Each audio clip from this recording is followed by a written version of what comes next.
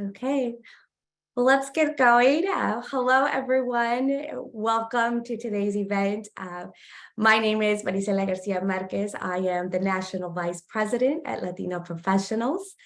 If you are new to our organization, I am excited to let you tell you a little bit more about our organization.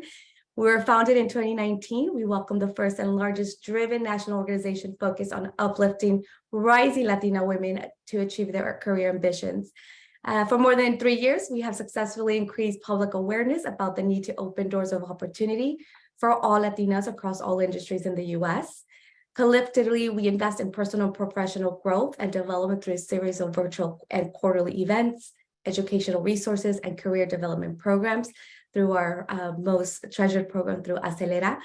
Additionally, a slate of casual events are offered to our members. It gives them the opportunity to engage in a more intimate setting to form genuine, long-lasting connections. Latina Professionals, in a duration of 3 years, has established a national audience of over 100,000 plus women of all ages and stages in life through daily active digital engagement focused on highlighting, promoting, and connecting with rising Latina women across all industries through LinkedIn and other social media platforms. In 2023, we started off with a lot of drive, a lot of excitement and ambition.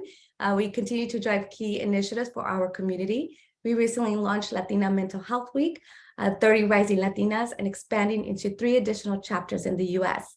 You can continue to follow our growth and participate in our virtual events like today by following us on LinkedIn and subscribing to our newsletter. And now I also want to give you a glimpse of a little bit of our in-person programs and events. So I will now lead into our video introduction.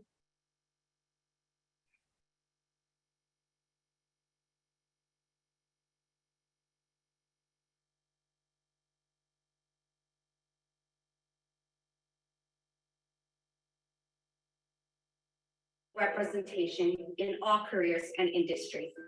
Latina Professionals grew out of an idea of wanting to create a community like no other, where all women can connect, thrive, succeed, and uplift each other into executive leadership roles. And yes, being the first is hard, being the only one is hard. And just remember that our presence is powerful. Being in that room with a seat at the table, we owe it to ourselves to be brave. Que sigan adelante, continue forward in strength and in power for yourself and for each other. Share your stories, your successes, and your scars, because those are teachable moments too. Easy to go with the flow. It's very hard to take up that space and to swim against the tide. And so you need people that can just hold on to you while you rest for a little bit so that you can keep going. Latina doesn't look one kind of way. It's not one size fits all. You get to define that for you. And that's what's powerful. And no one can claim that but you.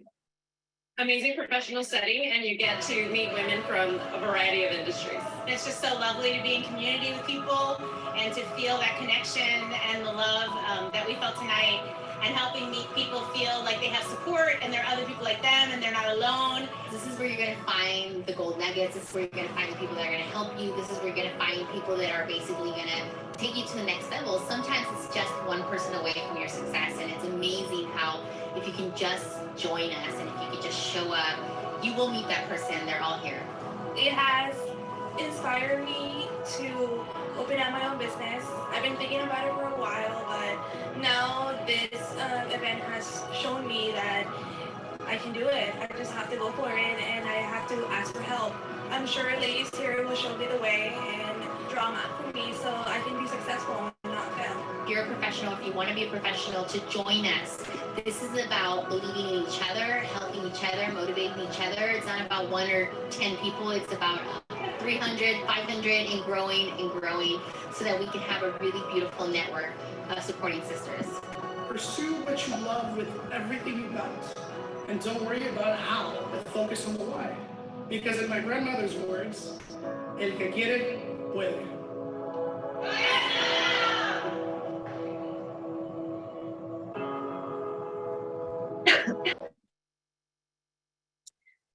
Okay, I believe we did face some technical difficulties. At least I saw it from my end, from my screen. So my sincere apologies on behalf of the organization.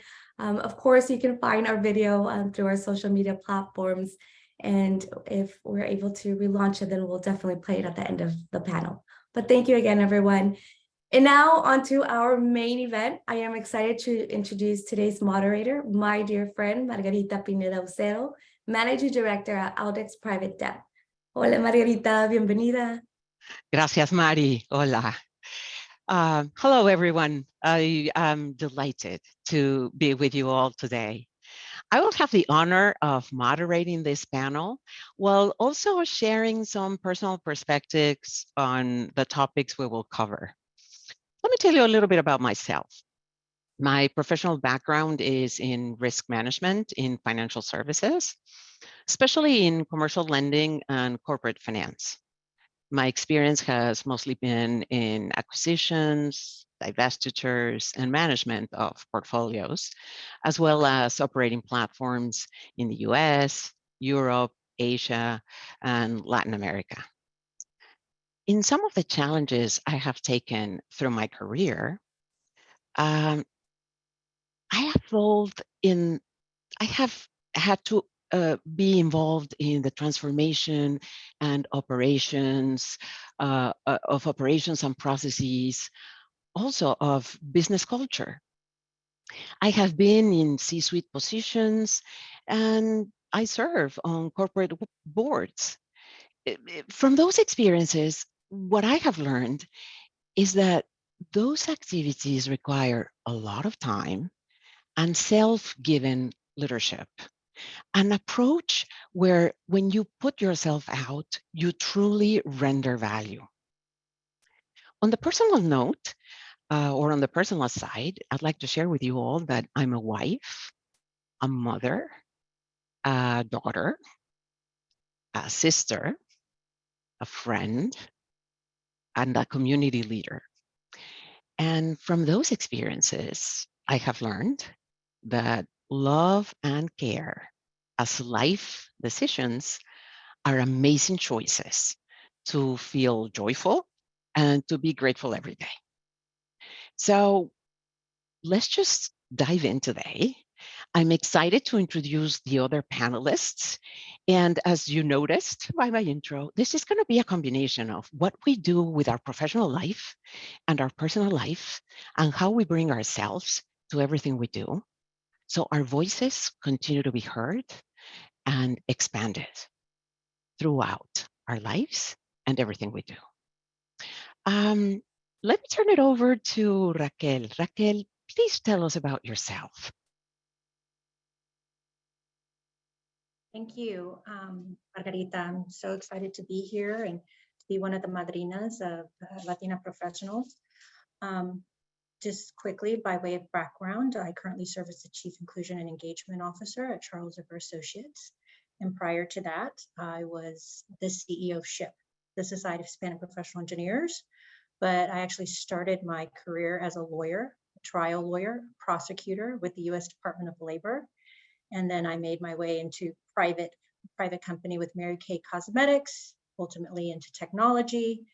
And then at the sort of peak of my legal career, I was the chief legal officer and general counsel of a very large nonprofit whose mission was all about creating employment opportunities for persons with significant disabilities.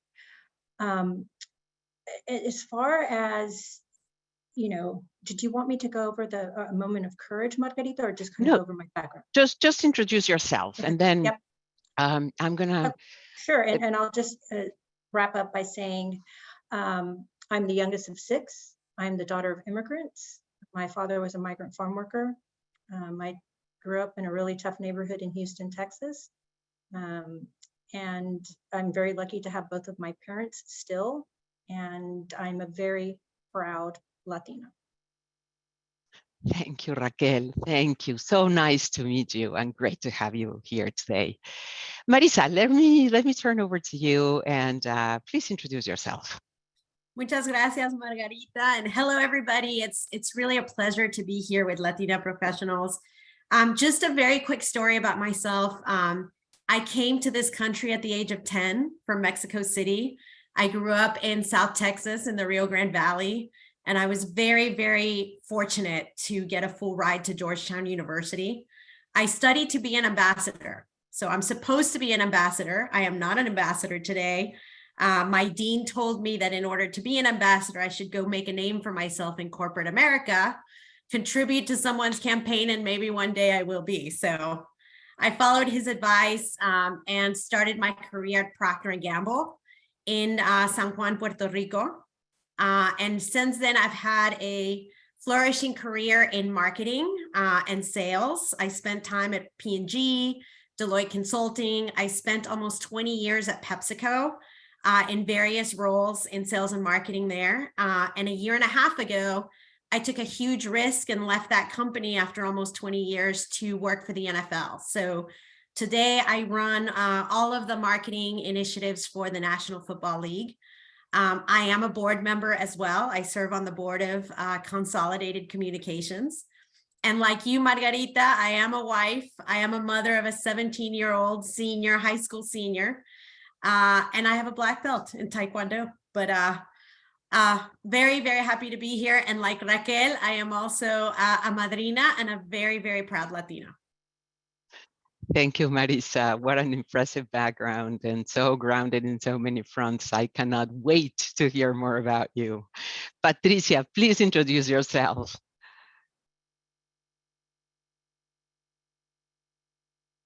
You're on mute. Buenos dias, such a great pleasure to be here with everybody. So on my personal side, I'm a proud Salvadoreña, and it just happens that I'm actually sitting in El Salvador in my parents' house today. So it's very, very meaningful. I am the oldest of two, just my sister and myself. I was born in El Salvador, had the opportunity to live in Australia half of my life. Thanks to very courageous parents. I've been in the US for the past 9 years, and previous to that, I spent time in Brazil. I decided that I had a passion for people and adventures. So I will always find a job that will take me to people, different cultures and adventures. So I spent my last 9 years with PepsiCo, Marissa, which has been great. And previous to that at Unilever, always in supply chain and procurement. So it's been a bumpy ride the last 3 years with the supply chain situation, but it has been an awesome experience to myself and my husband going through this journey. So happy to be here with you, happy to share some of the adventures along the way. Thank you, Patricia. Thank you for introducing yourself. Well, I mean, all right, let's get started. Women of courage, that's the heart of this conversation, and what an amazing combination of words. Let's step back for a moment and define courage. If you look it up in a dictionary, you'll find that courage is described as the mental or moral strength to venture, persevere, and withstand danger, fear, or difficulty. This definition describes some of the things that we, the women on this panel, have done at various moments of our lives. And you are going to hear about it today. Wow, that's powerful.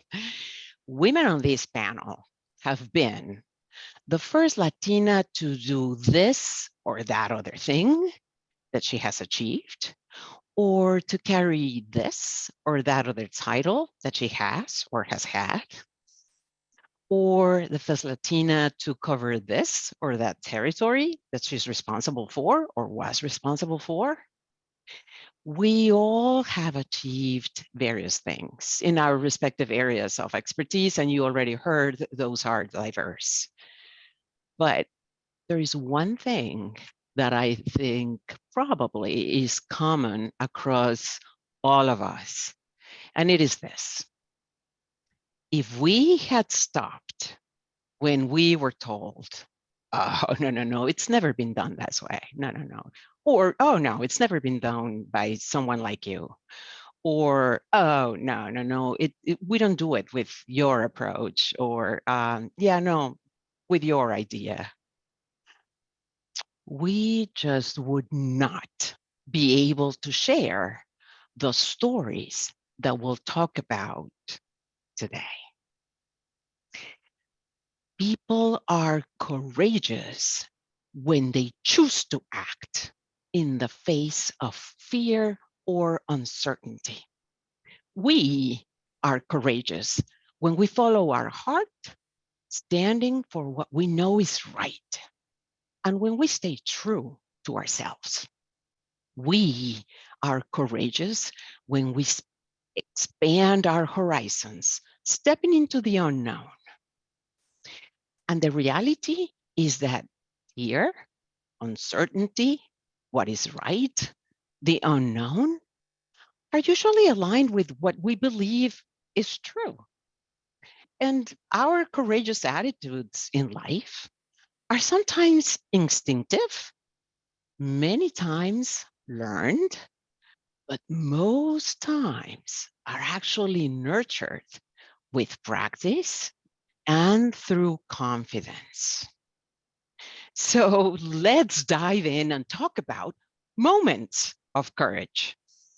Every one of our panelists will have the opportunity, me among them, to share a moment of courage in our lives, what we learned from it, how it shaped our approach and continues to shape our approach.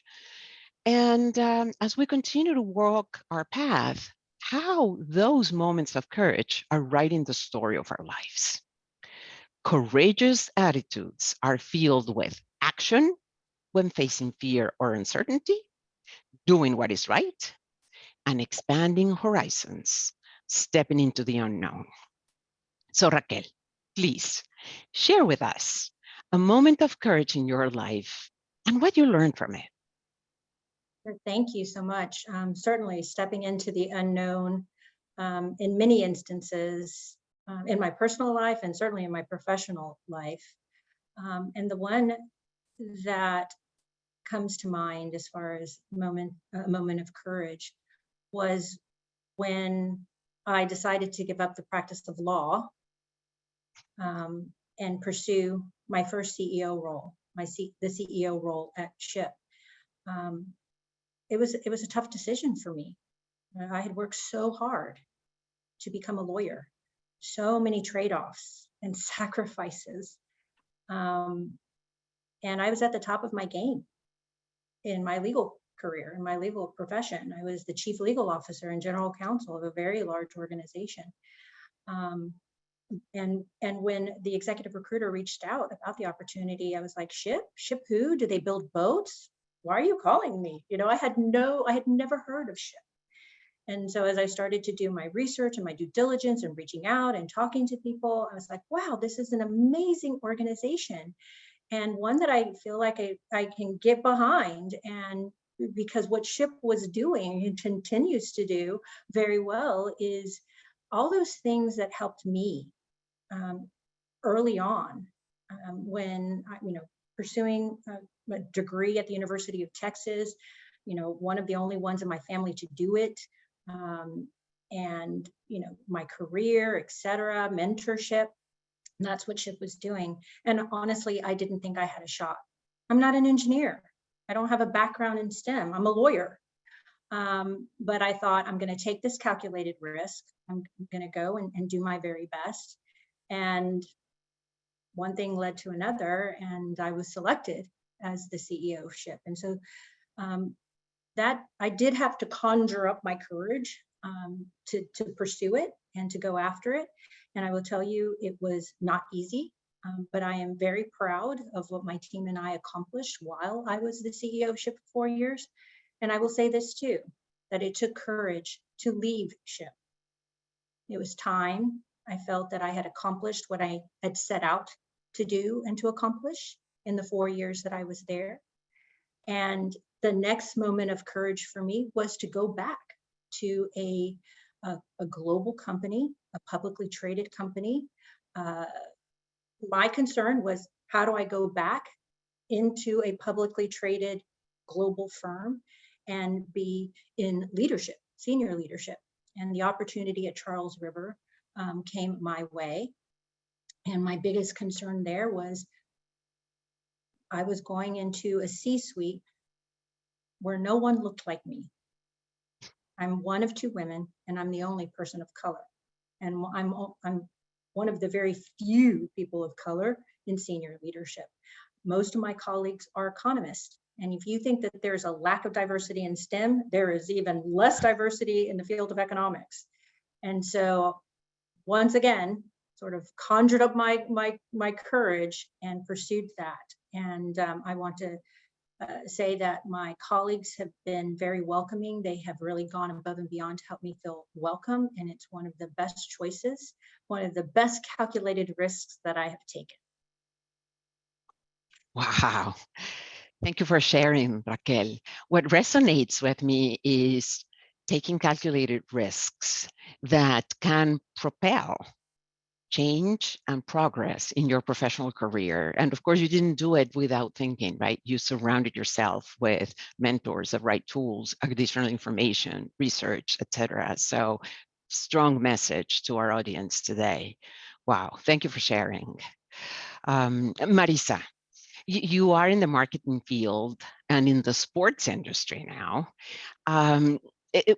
What's a moment of courage that you would like to share with us? Such two strong areas, marketing, sports, and so much happening around them right now. Yeah, I will share, a couple of moments. One very, very early in my career that I think set the stage and set the tone for me. And one very recent one, that just shows they keep coming, right? Those moments of courage throughout. My very, very first job out of college was at Procter & Gamble. And I was given my very first advertising campaign. It was for Downy, if you remember the product. And it was in Latin America, so in the Dominican Republic. I remember walking into the advertising agency, very, very excited to run my first campaign. And of course, it was a room full of men, only men, Latino men, but men. And I remember distinctly the owner of the agency coming up to me. I was very excited. And he said to me, Marissa, meet Susie, his assistant. Susie, meet Marissa. Why don't you two ladies go have a cafecito while we men talk business? That was my very first experience. I looked at my boss because I thought he would say something. And no, he didn't say anything. So at 21, 22, having that experience, my whole body was shaking. I mean, I was very, very scared. And all I could think about was my parents and what they had gone through to get me there. And I had to get the courage to say, you know what? I'm going to stay here because it is my campaign and I need to be in the room. And that was the time I claimed my place. I was very, very young and it was very scary. But that set the tone for my entire career because you have to claim your own place at the table. Nobody else is going to invite you.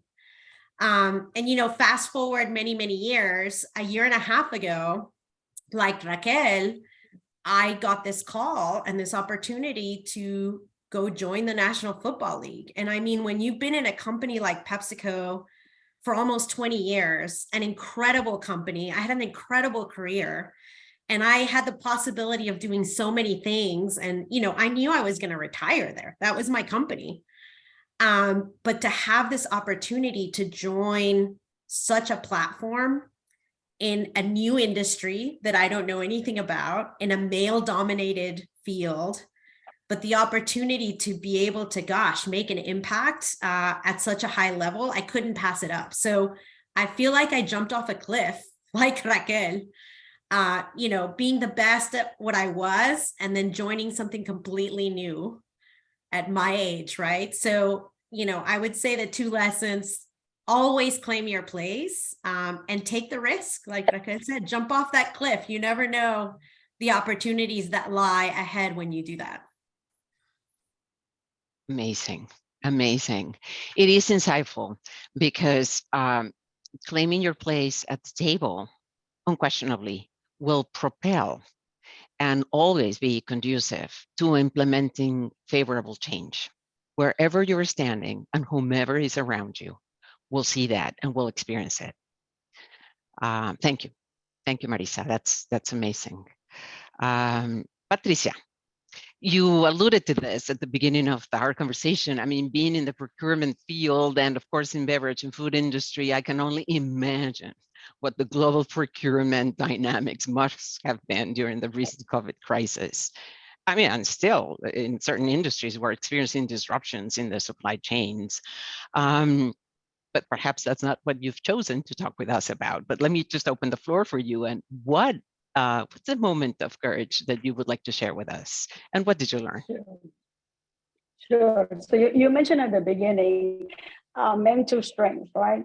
And I think that's within that industry, that's what we needed to find, that courage, right? To have the mental strength. In my particular case, just before COVID, I was leading Latin America, a team of 90 people. You know, I knew how it worked.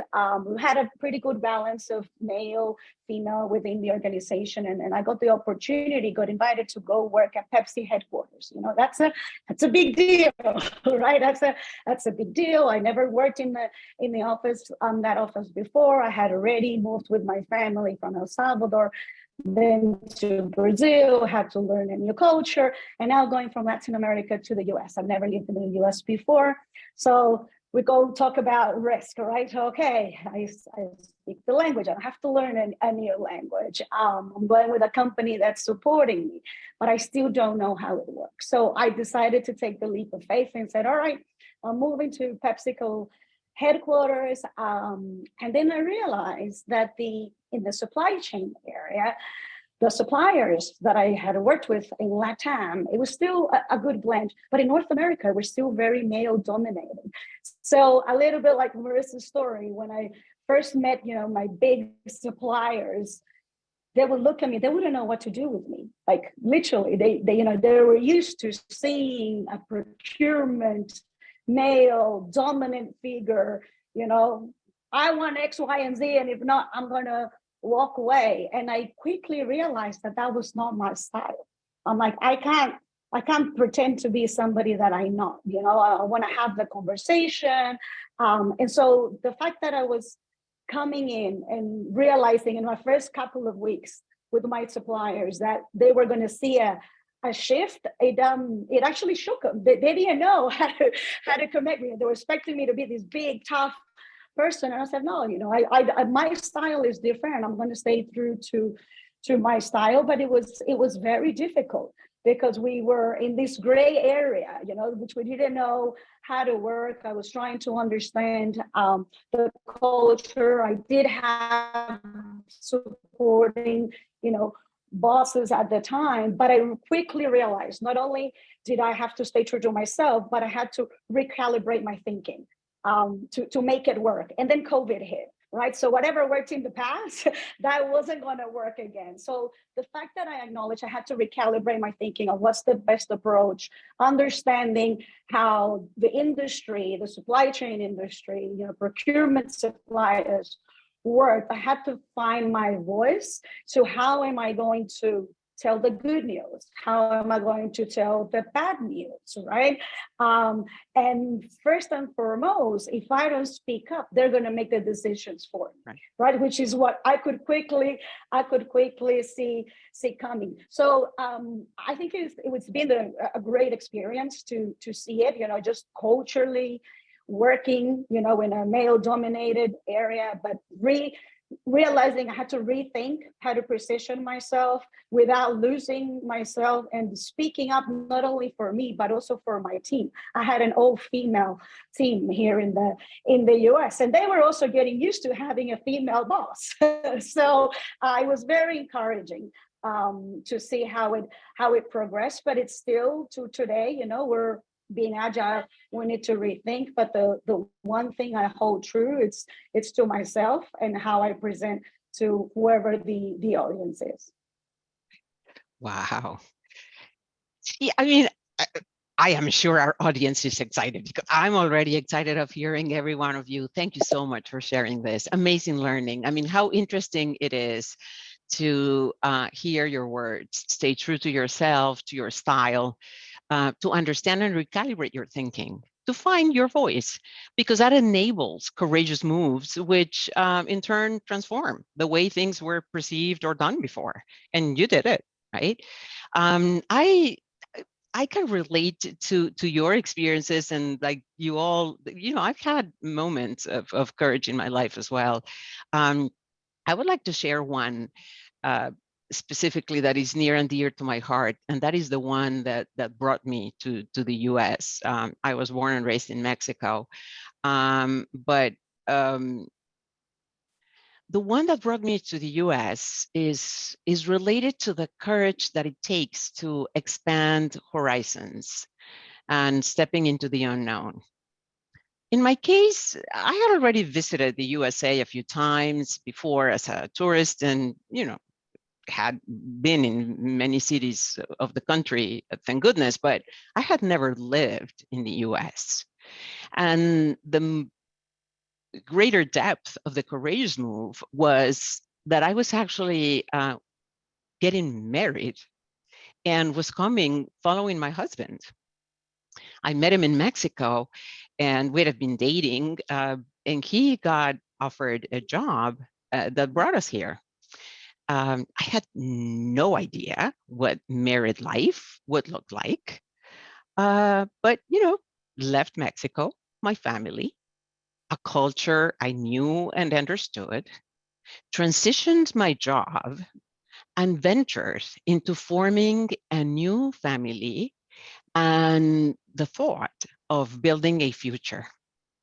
I reached out to my network, to everyone I could think of that could connect me to a potential job in the USA.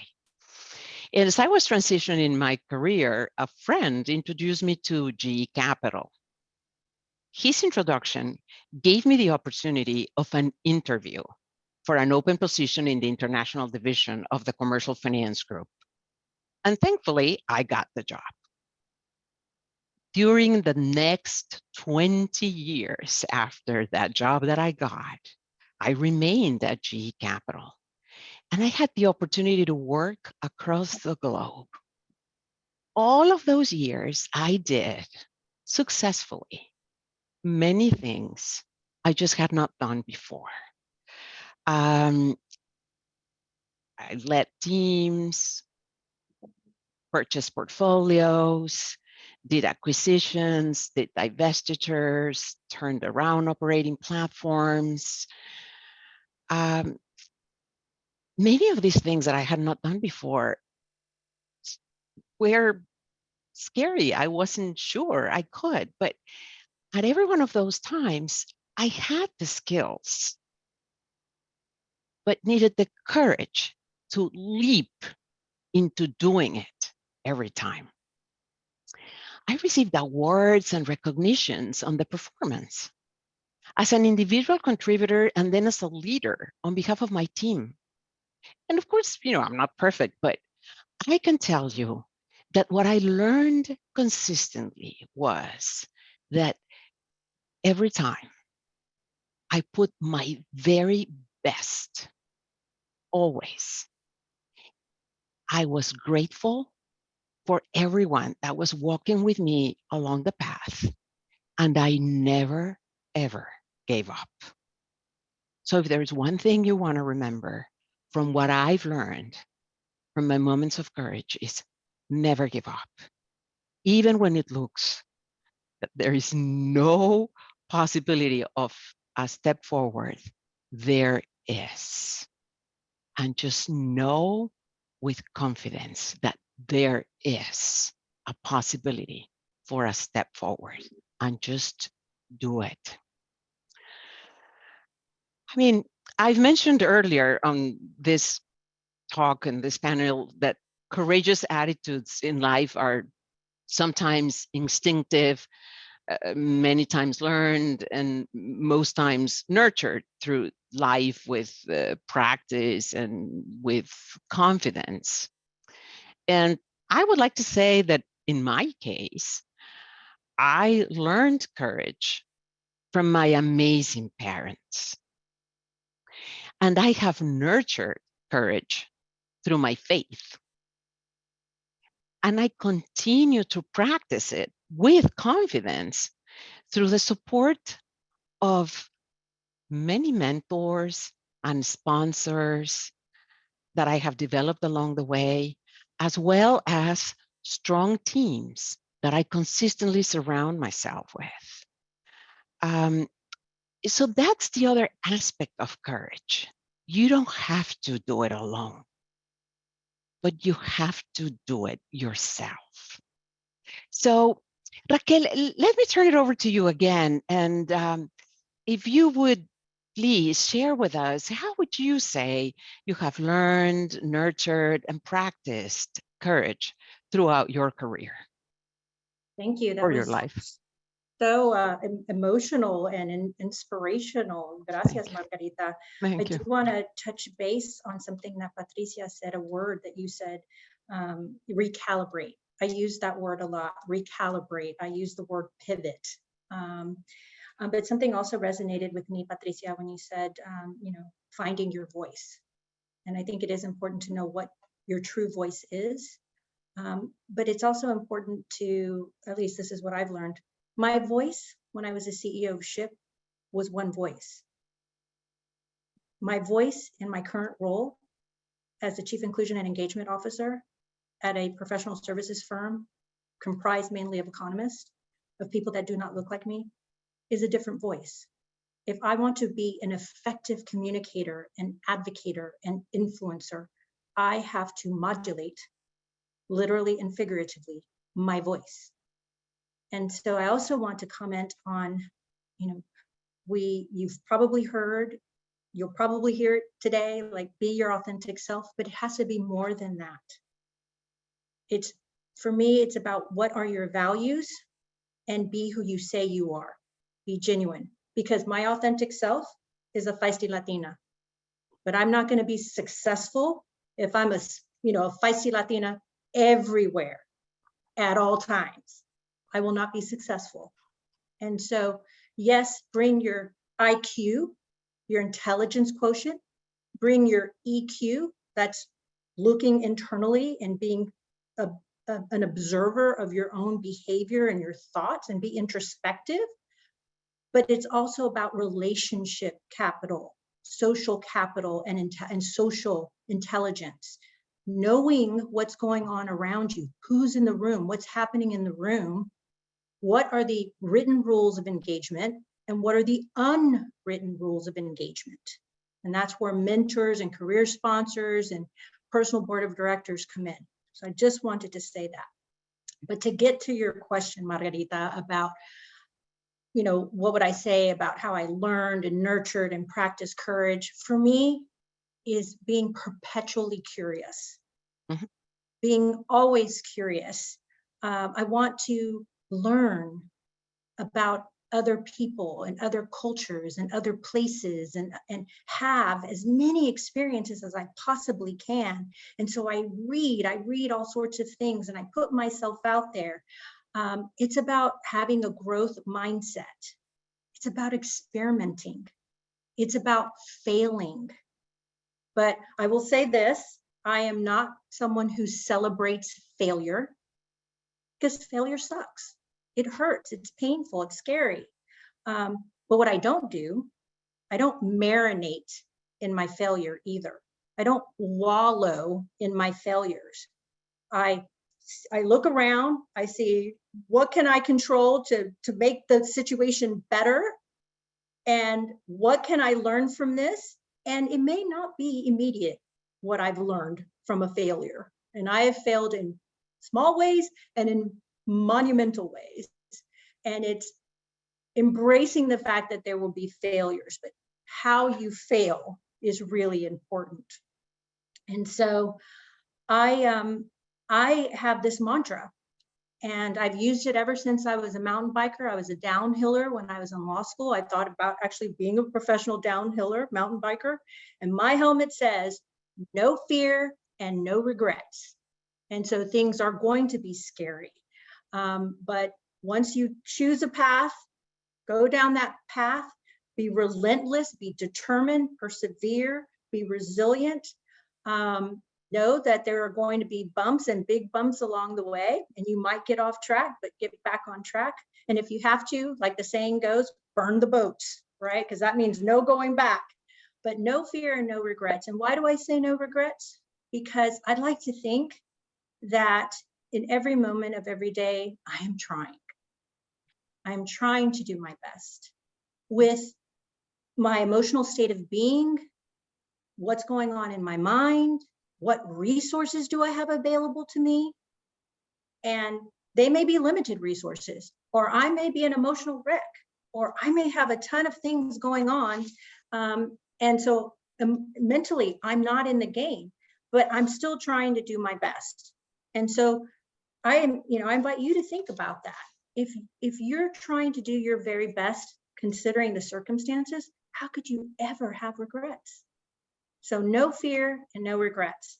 And one final thing, I am not a proponent of the whole imposter syndrome. I think it's a bunch of bunk. I don't sign up for it.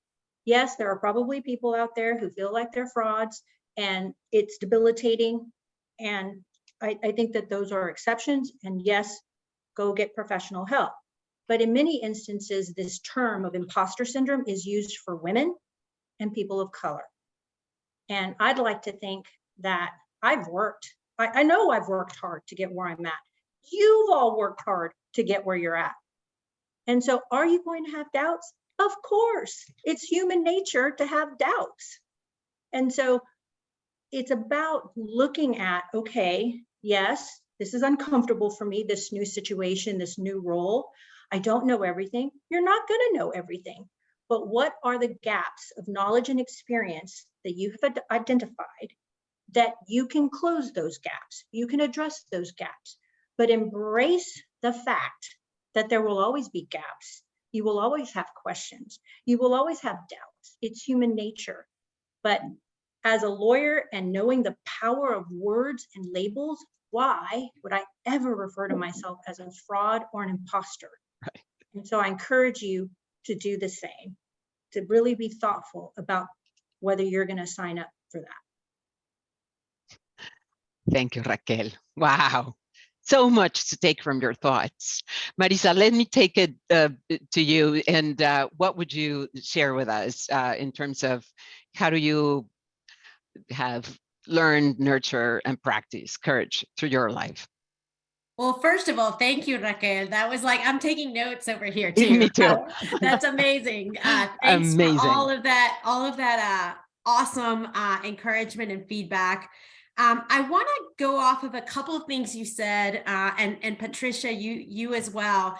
You mentioned finding your voice. And for me, one of the biggest things in my success hasn't just been finding the voice, but nurturing that voice. You know, we have this little inner voice, and so many times it's negative, right? It's, oh, I don't know if I can do this, or just every single excuse in the book you're thinking about. And it's that inner voice that keeps saying, could you really do it? Look at all the people looking at you. You know, if you learn to nurture that voice and turn it on its head to be your biggest cheerleader, it is the most powerful tool that you can have in your tool chest. When I walk into a room and everyone's looking at me, and I have the commissioner of the NFL looking at me, and every NFL executive and owner, that inner voice is telling me, Marissa, you are a badass and you have something to say that these people need to hear. And that's the kind of voice that encourages me every day to keep going, right? I think being intentional is very, very important. Every single day, waking up and knowing your intentions for the day. How do you want to show up that day? What do you want to accomplish that day? I practice mindfulness a lot in the mornings, 15 minutes of, meditation, intentionality, giving thanks. It just fills your soul and, really, really fuels your power. So I really encourage all of you to do that. And last thing, and Raquel, you mentioned this, but I think very, very critical. Start now, if you haven't already, building your personal board of directors. And this is beyond having mentors and sponsors. A board of directors is the guide, it is the counsel of a company. And a board of directors is made up of very different individuals, each with a key expertise to guide that company. Your personal board of directors should be the same. It should be made up of a diverse set of individuals in all areas of your life that can help you, that can provide the counsel, that can encourage you.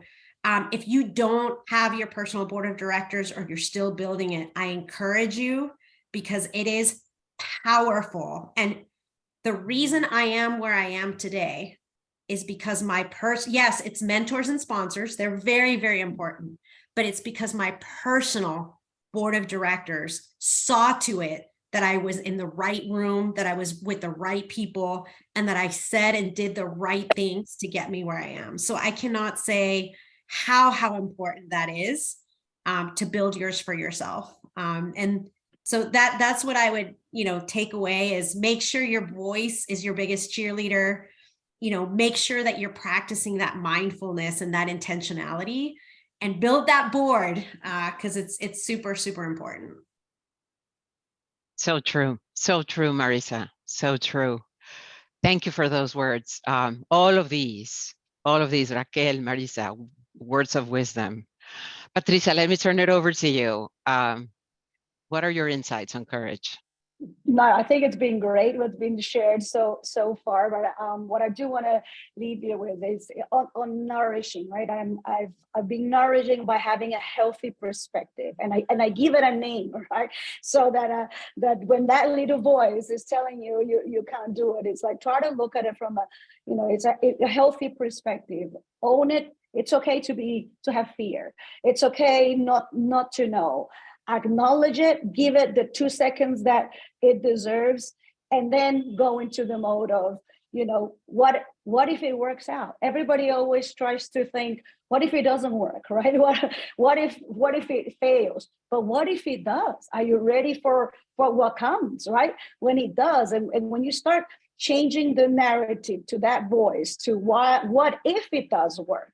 You start to think and draw positive thoughts. If it does work, I got to be ready for X, Y, Z. You're not putting a barrier on if it doesn't work, what you did wrong, but you start to change the chip in your head to say, if it does work, I'm better make sure that I'm ready, because I'm going to have the opportunity and I'm going to do it. And that's I think the practice that I try to do internally, because we don't know what we don't know, but if we know, acknowledge and be self-aware and what those triggers are, why not do it? I'll share a personal experience. I thought twice about doing this panel, right? I thought, I'm going to be traveling. It's so easy, right? To put excuses. This is the opportunity to hear, to learn. I've never had the opportunity to meet all of you. So I thought, why not share what I know? I'm sure people want to hear it. I'll accommodate it, do it, because once I do it, what if it goes great? And so far, it's gone fantastic. Yes. So I'm glad I didn't listen to that little voice. And I will look forward to continuing being part of Latina, learning from you and building that network and connectivity, because that's what we need. We need to encourage and rise each other. We are delighted that you didn't hear that voice either, because it's been a pleasure having you here. So thank you so much. It is amazing to see how our courageous experiences build character and propel us to move forward. I'll just quickly share on my end. I mentioned my parents because they were the first people that I saw always persevering, trying, going once, twice, 10 times, right? I mentioned my faith because, like you, Marisa, I believe that that's very important. I pray every day, and that helps me to center myself. My faith has allowed me to rest my trust in something greater than myself. and then my surroundings. So it's liberating and it's empowering. And of course, I mentioned my teams, mentors, and sponsors, but agree with the concept of personal board of directors, because those individuals are people who have no other interest but yourself. And they are critical companions and relationships that we cultivate and develop throughout our careers. I mean, in my case, for example, at every stage of my career, the next big challenge where I have been able to take a larger role to create greater impact and influence positive change, I have been offered that opportunity by someone who already saw me in action. And I have been able to deliver because I surrounded myself with amazing people as my team. I know we are running out of time. We could continue all morning, I think. I mean, I think we could have a couple of more hours to chat. I know we have planned for a Q&A couple of minutes. So I don't know, Marisela and the monitoring team, if we want to take a couple of questions or if we want to just maybe hear more from our panelists. I'm asking for a little bit of guidance here. Which way do you want to take this? Because we have, sadly, 4 minutes left together. So, Margarita, I think it will be okay if we can get one question from the audience, because I know we're running short on time. perfect. So, do I go for the question? Yeah, or do you have them, Margarita, Mari? I saw two related questions in the chat I've been following. Yes. One was about the personal board of directors. What does that look like? And then one that's related is, how do I prepare and position myself for a corporate board seat? So I believe that those are related, and maybe we can spend the next 4 minutes doing a round robin addressing that, and sounds good. Comments. So I'm happy to tackle that. Let's first. do it. So no doubt, Marisa, I totally agree with you. Personal board of directors. My personal board of directors has actually changed over time, right? So when you think about a corporate board of directors, that is sort of a group of trusted advisors that's advising the CEO and the organization. They have fiduciary duties to the company. You are the CEO of your own company. You are your company, right? And so your personal board of directors is a small group of trusted advisors. Ideally, they're diverse with different backgrounds and experiences. But certainly my personal board of directors has changed over time. My personal board of directors was, when I was a chief legal officer, looked one way. When I became the CEO of SHIP, I reconstituted my personal board of directors. And now that I'm a chief diversity officer at a publicly traded global firm, I'm now reconstituting my personal board of directors too. So your personal board of directors, very important, just like mentors, just like career sponsors. And I would say one more thing, executive coaching. Executive coachings, I've had executive coaches all of my career. They are game changers. And so as far as positioning yourself for a corporate board seat, go and get experience on nonprofit boards, sit as chair on committees of those nonprofits, join organizations like Latino Corporate Director Association, LCDA. There's the National Association of Corporate Directors. Go get training, learn to get training on how it is to be an effective corporate board, and start your networking. Marisa, would you like to say something? Yeah, I mean, a couple things to add. I think Raquel covered it. Just on your personal board of directors, they may be people you don't necessarily think of that they would be great for your board, because it's not only about career. This is about your life. And so I have people on my board that have helped me financially with financial decisions. I have people on my board that have helped me with my own personal style. So how I dress, how I look, how I speak. And then, yeah, I have people on my board that had helped me with my careers, that are people that know a lot of people, that have placed me in the right places. And by the way, it was my personal board of directors that helped me land my first public board job. So just another thing to add to Raquel, because everything she said about getting prepared is right. I would add, you need to be an expert in your area, because a company is looking for that expertise. There is a whole board that provides that advice to the CEO.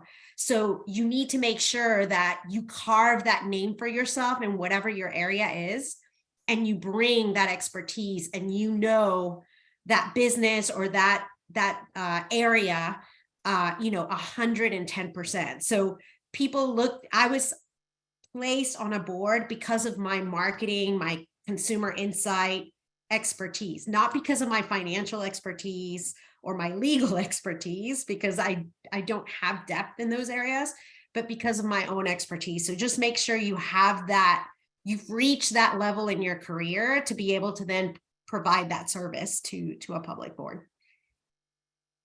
I would like to second what Marisa just said. I mean, the boards I'm a member of are financial institutions, and I chair or lead the conversations on the risk management front, which are my areas of expertise. And I was invited to join them. Yes, because I networked and talked to a lot of people, and people knew of me, but because of my expertise. So yes, getting to a point in your career where you are an expert in something gets you access to those board seats many times.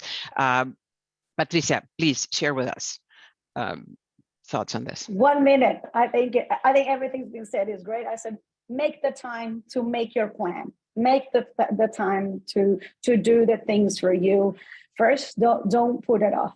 If you have to start thinking about the members that you want to put in, then make the time, carve out time to build those networks and to plan ahead.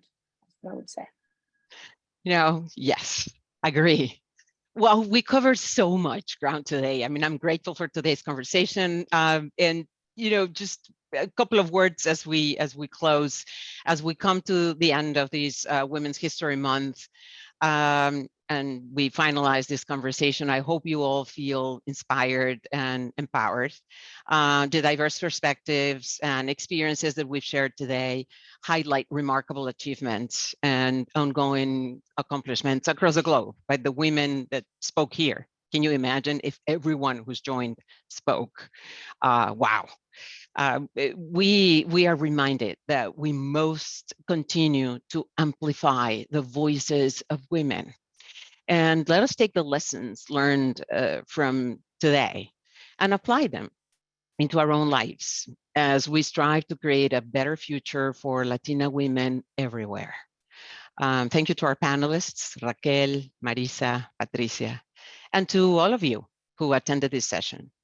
Together, we can create a world where Latina women achievements are celebrated and their contributions are valued. Thanks again for being here today, and have a great rest of your day. Thank you, everybody.